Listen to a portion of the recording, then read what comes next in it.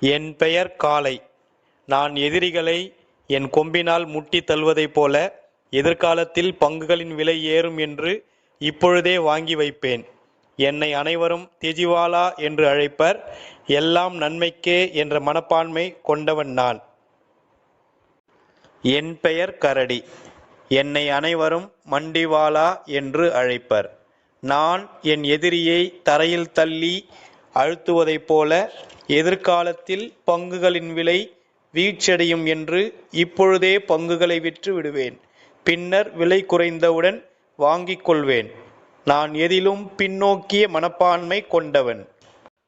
என் பெயர் கலைமான். நான் முன்னெச்சரிக்கை உடையவன். ஒரு நிறுவனத்தின் பங்குகள் முனைமத்தில் விற்கப்படும் என அறிந்தவுடன் புதிய விடுப்புகளுக்கு விண்ணப்பித்து எனக்கு பங்குகள் ஒதுக்கப்பட்டால் அதனை முனைமம் பெற்றுக்கொண்டு விற்று விடுவேன். ஆகவே என்னை அனைவரும் முனைம வேட்டையாளர் என்று அழைப்பர். என் பெயர் முடவாத்து. நான் தற்போதுள்ள நடவடிக்கைகளில் உள்ள இடர்பாடுகளை தீர்ப்பதில் போராடிக் கொண்டிருக்கிற ஒரு வகை கரடி வகை ஊக வணிகன் நான்.